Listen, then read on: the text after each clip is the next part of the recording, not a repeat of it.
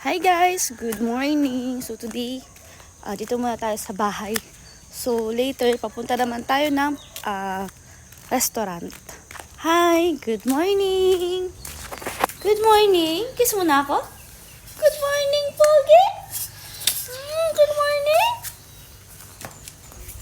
So yun guys, so today is, papakita ko sa inyo guys yung ating jujube. Ito yung guys, yung red date. So, nag-video ko kanina kaso hindi pala siya napindot.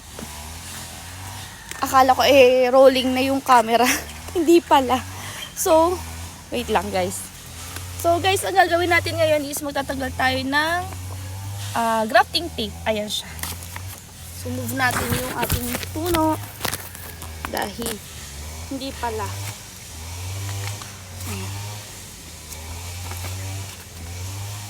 So, yan. Morning, guys. So, today is... Ito, guys, same din ang method sa ating mga giant jujube, ha. Ito naman, guys, ay red jujube. Red date. So, meron ako 3 grafted nito. Ayan. And, malalago na siya. And, mabilis siyang lumaki, guys. Unlike dun sa from seeds na galing US. So, ang gagawin ko, guys, is tatanggalan natin siya ng grafting tape. Eto. Kasi guys, kapag di nyo tinanggal yung grafting tape, possibility is maputol yung sanga. Bakit siya mapuputol? Kasi guys, habang lumalaki yung inyong puno, humihigpit yung kanyang tape. Yung nakabalot sa kanya na grafting tape. Kaya need nyo siyang tanggalin. Ano?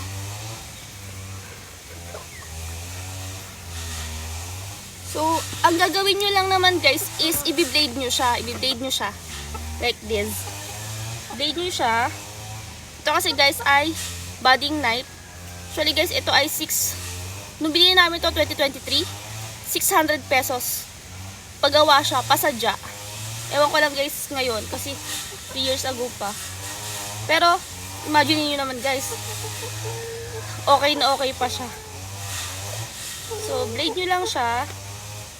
Same din guys ito sa giant jujube. Blade nyo lang siya. Para, kasi kapag pinabayaan nyo yan, masasakal yung puno niya. So, possible, maputol. Kapag hindi nyo siya inalis. Dali lang naman yan, guys.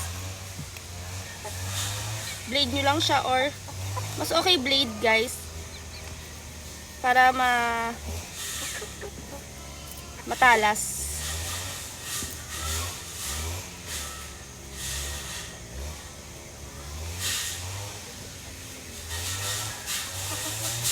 Ganyan siya guys. Tanggalin nyo lang. Yung ilalim lang yung tanggalin nyo tapos iikot nyo. So, tanggal nyo na yan. Ang haba ng aking video kanina. May bigla kasi tumawag na buyer. Ayun. Akala ko yung rolling. Hindi pala siya gumagana. So, ganyan siya. What I mean by that, mababali siya or mapuputol kapag pinabayaan nyo to kasi hihigpit yung kanyang puno. Siyempre, di ba guys, lumalaki siya, tumataba siya. So, kapag malaki siya, tumataba na yung kanyang puno, humihigpit naman itong tape na to. Kasi guys, matibay to. Matibay siya. Hindi siya madali mapunit. Unlike yung mga normal na plastic lang. So, hindi siya yung basta plastic lang guys ha.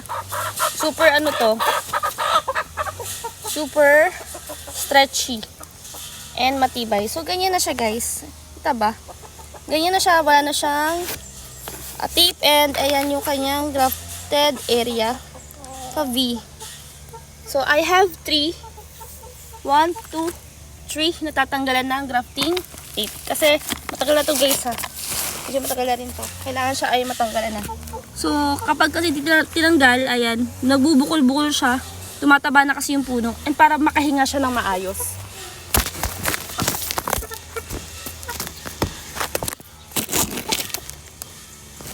Lang ha.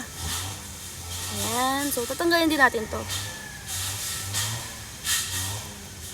So, dun sa mga umorder po ng jujube, ganito lang naman yung way niya. Dali lang siya. Hindi siya mahirap actually.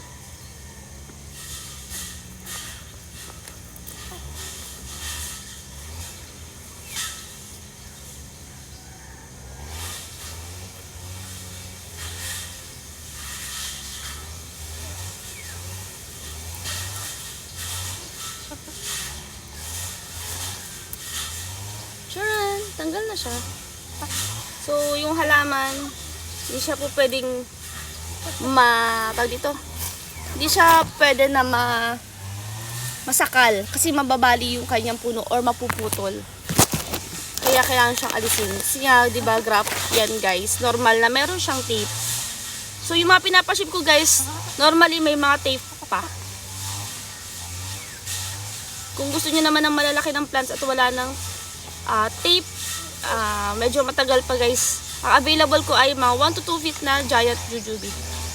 Alam ko may mga nagpa-reserve dito guys. Hindi ko na lang makita sa aking messenger kung sino-sino sila. Tanggalin na din natin to.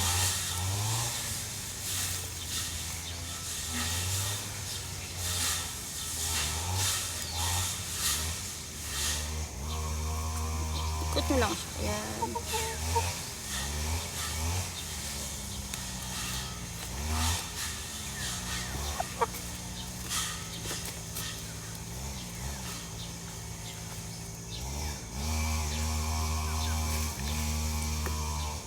Ganyan siya. Ayan.